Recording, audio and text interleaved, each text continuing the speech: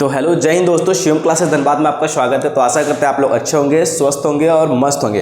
तो आज की जो वीडियो है बहुत ही ज़्यादा इंपॉर्टेंट रहने वाली है और वीडियो इंपॉर्टेंट इसलिए रहने वाली है क्योंकि सबसे बड़ा सवाल जितने भी रेलवे की तैयारी करने वाले, चाहे वो अभी एनटीपीसी या रेलवे एलपी टेक्नीशियन या जो कोई भी अभी फॉर्म भरा है, ठीक है। तो सबसे बड़ी समस्या रेलवे स्टूडेंट्स के लिए अभी के वक्त में आ रहा है, सबसे बहुत बड़ा टेंशन वाली बात है, एक डिजी लॉकर को लेकर के समस्या आया है, ठीक है। जैसा कि अभी आपको पता है कि रेलवे के द्वारा ये बोला गया है कि अभी आपका एनटीपीसी का भी फॉर्म भराने वाला है। तो रेलवे ने ये साफ कर दिया कि आधार वेरीफाइड आपको करवाना है, रेलवे के साइट पर जाके आपको आधार को वेरीफाइड करवाना है। उसके बाद रेलवे में एक और बहुत बड़ा जो समस्या अभी उत्पन्न हो गया, डिजी लॉकर। डिजी लॉकर एक ऐसा लॉकर है जिसमें आपके 10th 12th graduation, diploma, ITI सबके मार्कशीट डले हुए रहते हैं, ठीक है। अभी रिसेंटली मतलब 2014-15 के बाद से तो रेलवे ने ये बोला है कि डिजी लॉकर से आपको लिंक करना। देखो अभी तक तो ये सही था कि आधार वेरीफाइड करवाना कोई दिक्कत नहीं था, जिन लोगों ने आधार वेरीफाई नहीं किया, आधार वहाँ पर अपना लॉगिन करना, आधार देना, वहाँ पर हो जा रहा है। लेकिन डिजी लॉकर में सबसे बड़ी समस्या है कि अगर डिजी लॉकर से करोगे तो इसमें दिक्कत है कि जिनके एक साथ दो डिग्री है, मतलब रेगुलर सेशन में ही अगर उन्होंने मान लो ग्रेजुएशन कर रखा है, ग्रेजुएशन का मान लेते हैं कि 20 से लेकर के सेशन 2023 तक, ठीक है, आपका ग्रेजुएशन है, यहाँ पे क्या है आपका ग्रेजुएशन है। और इसी मान लेते हैं 21 से लेकर के 21 और 23 में इनका ITI है ना, ITI है। तो ये सेशन जब मैच हो जा रहा है तो क्या ये एनटीपीसी अगर फॉर्म अप्लाई करेंगे तो वो देखेंगे कि एनटीपीसी मान लो ग्रेजुएशन का फॉर्म भरा उन्होंने, तो वो देखेंगे अरे इसी सेशन में तो इसका ITI और अभी रेगुलर में, तो कैसे क्या होगा, क्या उनकी पात्रता रद्द कर दी जाएगी या उन पर क्या होगा, क्या उनको जॉब मिलने में दिक्कत होगा कि नहीं होगा। अगर मान लो उन्होंने ITI से डिप्लोमा का फॉर्म, ITI से लोको पायलट का भरा होगा, ठीक है, तो ये मांगे और उनको पता चल जाएगा रेलवे वाले को डिजी लॉकर में जैसे ही लॉगिन करेंगे तो ये पता चल जाएगा कि इनका ग्रेजुएशन भी इस सेशन में चल रहा था, तो क्या उनको दिक्कत हो। तो यही सबसे बड़ी समस्या, एक साथ जिनका दो डिग्री है और वो दो फॉर्म, तीन फॉर्म भर रहे, तो क्या यहाँ पे समस्या होने वाली, उसके ऊपर पूरा चर्चा करने वाले और डिटेल ढंग से करने वाले। क्या इससे पहले कभी हुआ है ऐसा कि दो डिग्री में, क्या बहुत सारे लोग ऐसे जो दो डिग्री है, तीन डिग्री है, वो रेगुलर सेशन में भी जॉब कर रहे हैं इससे पहले, तो अभी तक ये समस्या नहीं थी, लेकिन अब आ गया डिजी लॉकर लॉगिन। तो अब सबसे बड़ी बात है कि स्टूडेंट अब घबरा रहे कि डिजी लॉकर लॉगिन करें चाहे नहीं करें, लॉगिन करें, लिंक करें कि नहीं करें। देखो सबसे बड़ी बात है, रेलवे की तरफ से नोटिस आया, लिंक तो आपको करना होगा। तो मैं पूरा वीडियो को अच्छे से देखना, एक थोड़ा भी स्किप मत करना, क्योंकि मैं चाहता तो इसके ऊपर कल भी वीडियो बना सकता था, परसों भी वीडियो बना सकता, लेकिन मैं ये देख रहा कि पूरे यूट्यूब पे सभी का मैंने वीडियो देखा, लगभग अच्छे बड़े टीचरों का वीडियो देखा, बहुत सारे ऐसे जेन्युइन हैं जो है उनका देखा। फिर मैंने एक भैया है हमारे रेलवे में जॉब कर रहे हैं, वो लोको पायलट के पद पे सीनियर है 10 सालों से, उनसे भी मैंने ये सब बातें शेयर की, तो सब पूरा निष्कर्ष एक निकाल के आया कि जिनका रेगुलर सेशन में दो डिग्री उनको क्या करना है और जिन्होंने डिजी लॉकर से लॉगिन नहीं किया क्या करे कि नहीं करे, इससे बचने के क्या उपाय हैं, क्या आप कर सकते, क्या आप नहीं करना, वो सभी इस पूरे वीडियो में मैं आपको जानकारी दूंगा। तो वीडियो में पूरा अंत तक बने रहे जो जेन्युइन है, बाकी जिनको मतलब नहीं है वो वीडियो को स्किप कर सकते हैं, ठीक है। चले पहले बात करते हैं, अगर मान लो जिनका कोई भी ITI, जिनका मान लो 10th किसी भी, सबसे पहले बात करेंगे जिनका एक सेशन में नहीं है ना, वो क्या करें, जिनका मान लो 10th 12th ITI या ग्रेजुएशन, अगर ये अलग अलग सेशन में है तो उनके लिए कोई दिक्कत नहीं है, वो आप डिजी लॉकर में लॉगिन कर सकते हो, उनके लिए तो चलो कोई दिक्कत नहीं है, ठीक है। ये बात आपको ध्यान देना है, उनके लिए कोई दिक्कत नहीं, डिजी लॉकर में लॉगिन कर सकते हो। अब बताएंगे आपको कैसे करना है अभी, ठीक है, याद रखना है। अब बात करते हैं, सबसे बड़ी समस्या यहाँ पे आती है कि जिनका मान लो कि जैसे मान लो जिन्होंने लोको पायलट का फॉर्म भर रखा है ITI पे, ठीक है, ITI पे, ठीक है, और उनका ITI मान लो 20 और 22 सेशन में कंप्लीट हो गया, ठीक है, और उन्होंने उसी सेशन में ग्रेजुएशन भी किया था, उसी सेशन में क्या था, ग्रेजुएशन भी किया था, और सेशन का ग्रेजुएशन का सेशन है आपका मान लेते हैं 21 से 24 तक, 3 साल का। तो देखो 20, 22, 21 तो इसके अंदर आ रहा, तो ये दोनों, और ये भी रेगुलर से किया, ये भी रेगुलर से था, ये भी रेगुलर से। तो देखो ऐसे बोलता है यूजीसी के अकॉर्डिंग, यूजीसी का 2016 के अकॉर्डिंग जो नोटिस निकाला था यूनिवर्सिटी ग्रांट कमीशन के द्वारा, ये रेगुलर सेशन में आप ये 2 डिग्री एक साथ कर नहीं सकते हो।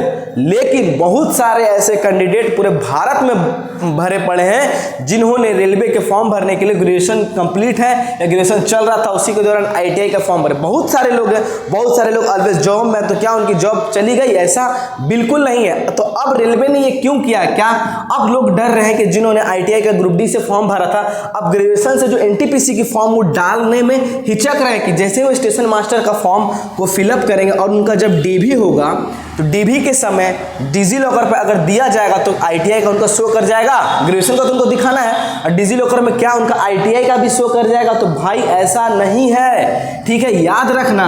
डिजी लॉकर एक ऐसा लॉकर है जिसमें बहुत सारे डॉक्यूमेंट्स शो नहीं होते, ठीक है, बहुत सारे डॉक्यूमेंट, ज़्यादातर उसमें 10, 12 के ही मार्कशीट। आप अगर डिप्लोमा को भी खोजने जाओगे 2021 से पहले डिजी लॉकर में शो ही नहीं कर रहा, मैं खुद देख रहा था, ठीक है। तो ऐसा नहीं है। अगर आप मान लो आप एनटीपीसी का अगर आप डीबी करवाने जा रहे हो 12th लेवल पे, मान लेते ग्रेजुएशन लेवल पे, है ना, ग्रेजुएशन लेवल पे एएसएम का, स्टेशन मास्टर का, असिस्टेंट स्टेशन मास्टर करवाने जा रहा है, तो आपसे ग्रेजुएशन के समय आपने जो डाला होगा, 10th डाला होगा, उसके बाद 12th, उसके बाद ग्रेजुएशन का ये तीनों डाला होगा, 10th 12th ग्रेजुएशन ही डाला होगा आप लोगों ने, मैट्रिकुलेशन 12th और ग्रेजुएशन डाला होगा। तो ये न्यूनतम एलिजिबिलिटी है। फॉर्म भरते समय तो आपने ये डाला होगा, ये तो डाला नहीं होगा, ये तो आप लोगों पर। तो फॉर्म भरते समय ये डाला होगा, तो रेलवे जब डॉक्यूमेंट्स वेरिफिकेशन कराएगा तो न्यूनतम यही देखने वाली है। बेसिकली उनको इसी से मतलब 10th का आपका देखेंगे डिजी लॉकर में, 12th का देखेगी। अगर आपको बहुत पुराना 10th 12th की अगर डिजी लॉकर में नहीं है तो उसमें ये भी एक ऑप्शन दिया हुआ है कि आप सत्यापित कर दे कि मेरा डिजी लॉकर में पुराना वाला, बहुत सारे लोग का पुराना हो 2008 2009, उनका मिलेगा ही नहीं, याद रखना, क्योंकि उस समय आधार लिंक अपडेट नहीं, बहुत सारा चीज़ें था, ठीक है। तो 12th नहीं मिलेगा तो उनको हार्ड कॉपी प्रस्तुत करना होगा, डिजी लॉकर यहाँ मान फेल हो जाएगा। लेकिन ग्रेजुएशन होगा तो ग्रेजुएशन डिजी लॉकर में होगा तो आपको शो करना होगा। लेकिन बहुत ही कम चांसेस है कि आपका वो ये देखेंगे, उनको ये मतलब भी नहीं रहेगा, वो पूछेंगे भी नहीं आपसे कि आपका आईटीआई था क्या, ऐसा बहुत ज़्यादा होने वाला है, ठीक है। क्योंकि डिजी लॉकर में किसी का राइट नहीं है, उन्होंने बोला है कि हम डिजी लॉकर से, ये डिजी लॉकर का प्रावधान रेलवे के द्वारा इसलिए रखा गया है ताकि उनको सुविधा हो सके, वो तुरंत देख सके हाँ ये डिजी लॉकर में, मतलब क्योंकि डिजी लॉकर भारत सरकार का सत्यापित है, 10th 12th इसको कर सके, ताकि बहुत सारा फर्जीवाड़ा होता है और डिजी लॉकर में फर्जीवाड़ा सर्टिफिकेट नहीं रहते, इसीलिए सुविधा हो सके इसके अनुसार। क्योंकि डिजी लॉकर में यही तीनों जो रेलवे एनटीपीसी न्यूनतम मांगा 10th 12th आपको ग्रेजुएशन नहीं देखेगी, इसके अलावा उसको क्या रखें क्या नहीं रखें, शादी का कार्ड है क्या, आधार कार्ड है, लाइसेंस क्यों मांगेगी आपको? क्योंकि आपसे जिन्होंने रेलवे न्यूनतम पात्रता मांगा था आपसे तो वही खोजा जाएगा ना, जिस पदों के लिए बहाली। जैसे मान लो चपरासी के लिए बहाली 10th लेवल पे आया तो आपको 10th लेवल पे ना मांगेगी, भाई आप बीएड कर रखे हैं, बीटेक कर रखे हैं, डिप्लोमा, क्या उसको क्या मतलब है, उसे क्यों मांगेगी? जिस पद पे था आपने वो चीज दिया, तो ये ज्यादातर चांसेस होने वाले, ये ऐसा सोने। हाँ, कब शो कर जाएगा आपका आईटीआई वाला, ये याद रखना।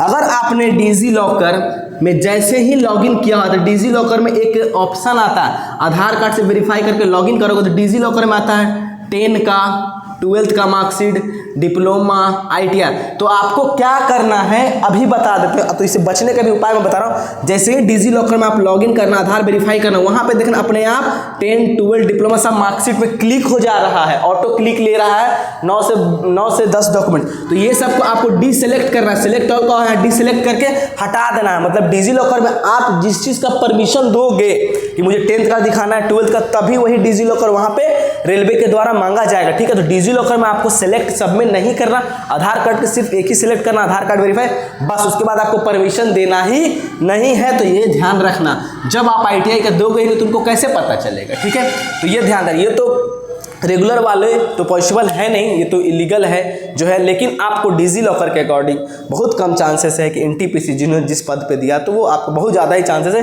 कि ये हिट सर्टिफिकेट मांगेंगे। मैंने पूरे यूट्यूब में छान मारा, वीडियो देखा, तब जाकर के एक निष्कर्ष आपको मैं बोल रहा हूँ। अब देखो एक चीज़ बात क्या कर रहा हूँ, अब बताऊँगा आपका इसका उपाय क्या है, करना क्या है, ठीक है। अब देखो क्या होता है, इसका एक सॉल्यूशन मैं बताता हूँ। एक यूपी प्रयागराज के एक लड़के हैं, उनका ऐसे ही था, एलपी में ज्वाइनिंग हो गया था और उन्होंने एलपी आईटीआई से कर रखा था, ठीक है।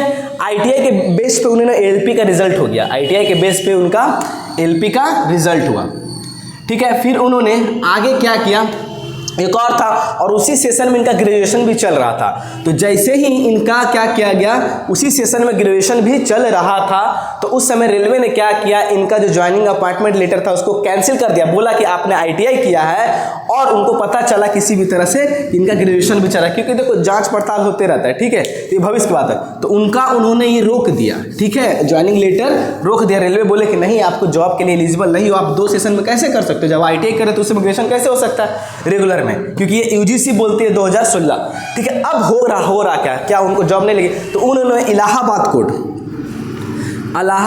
प्रयागराज में केस फाइल किया, ठीक है, पिटिशन डाले।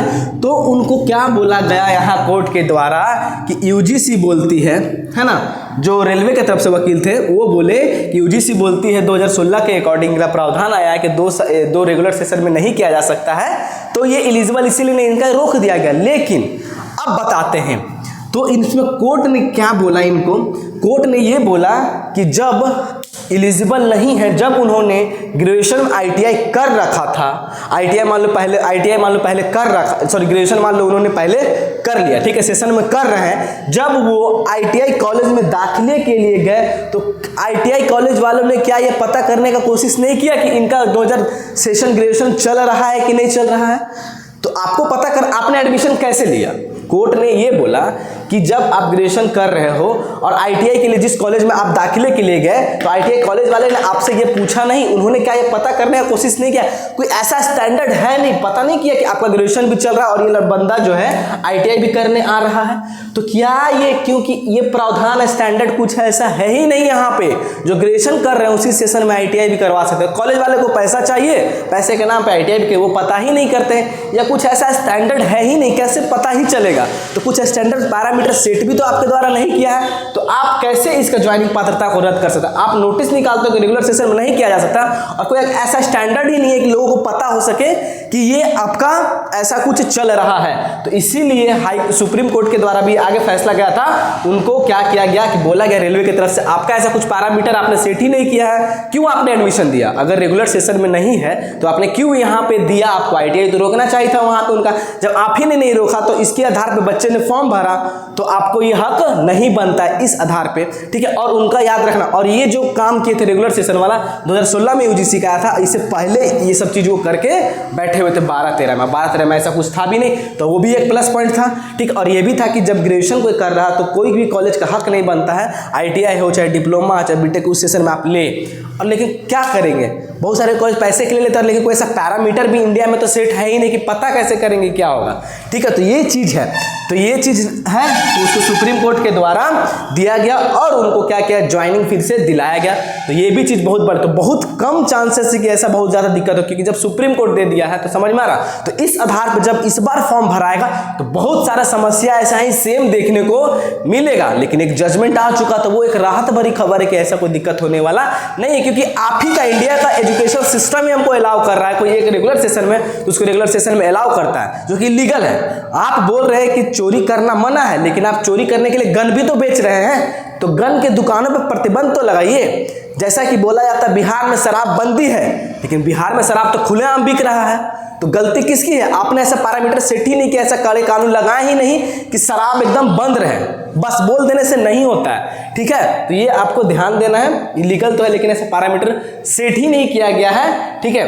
तो एक चीज लेकिन ध्यान देना, अब मैं बताता हूं, अगर किन्हीं का रेगुलर सेशन है, दिक्कत हो भी सकता है क्या, ऐसे अगर केस है तो फॉर्म आपने भर दो, बहुत सारे लोग फॉर्म भरे, कोई दिक्कत बड़ी बात नहीं है।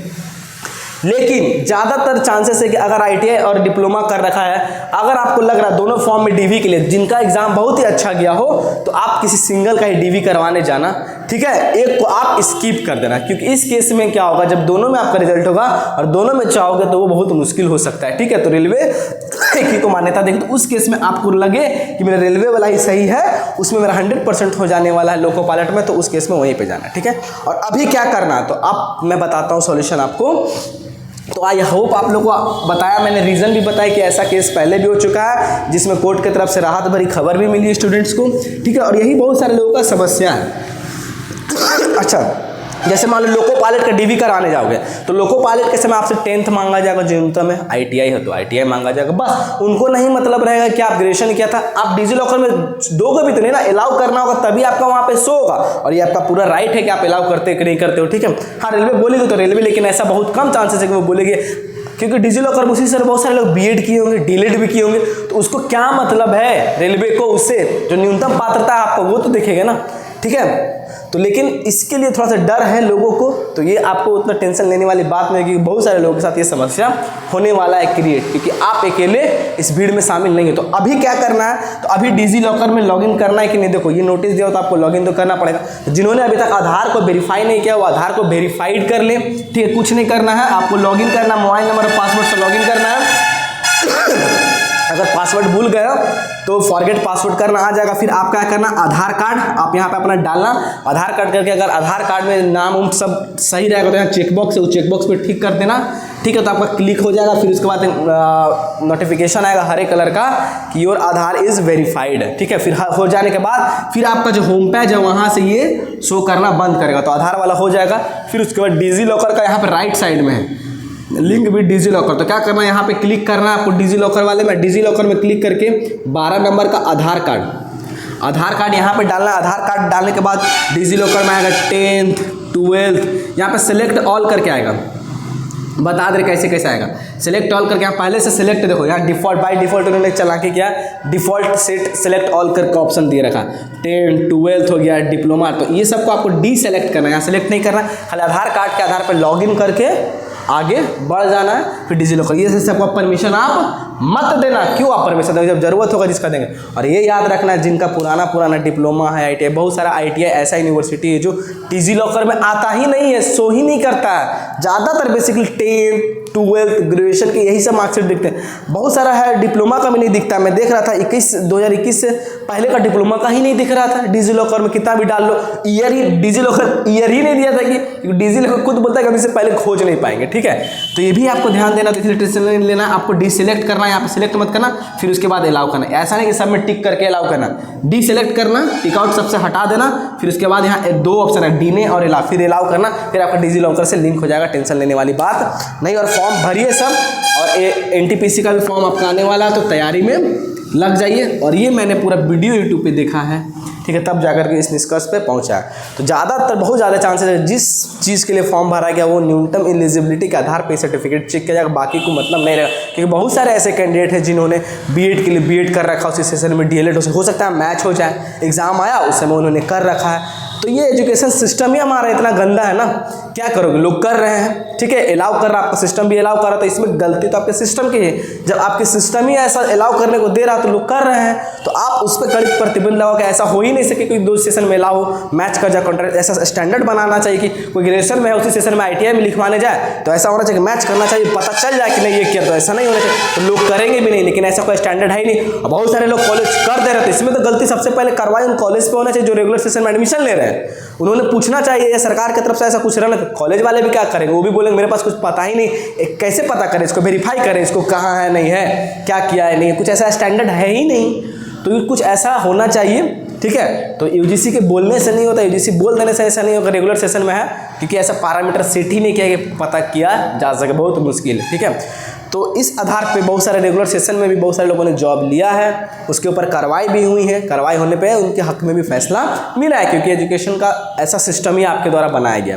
तो आई होप, आशा करते वीडियो अच्छी लगी होगी, और कुछ भी क्वेरी हो आप लोग जरूर कमेंट बॉक्स में छोड़ें। मैं उम्मीद करूँगा कि जो जितना भी हो पॉसिबल हो मुझसे वो करने की कोशिश करूँगा। और हाँ, जो कोई भी एलपी टेक्नीशियन एनटीपीसी की तैयारी कर रहे हैं तो हम लोग के द्वारा एक सीरीज चलाया जा रहा है, आपको बता दें, रेलवे का 40 डे क्रॉस कोर्स है ना, 40 डे क्रॉस कोर्स।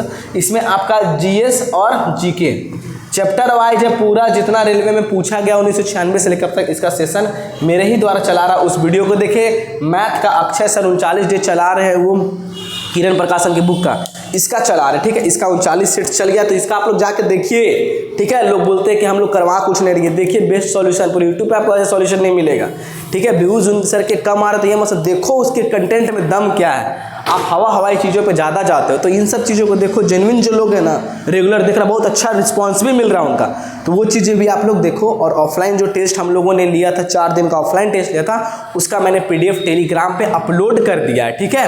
और उसका आंसर की भी मैंने एक पीडीएफ बनाया, चारों का आंसर की भी दे दिया, वो देखना। कोशिश करेंगे। अभी चैनल पे बहुत कुछ अच्छा हो गया है और आप लोग कमेंट करके बताना कि क्या हम लोग जो प्लेटफॉर्म का पहले जो चला रहे थे 9500 का सीरीज को, उसको क्या कंटिन्यू किया जाए। कमेंट बॉक्स में अपनी राय जरूर बताना। वीडियो कैसा लगा वो भी कमेंट बॉक्स में जरूर आप लोग बताएं। तब तक के लिए धन्यवाद। जय हिंद। ठीक है।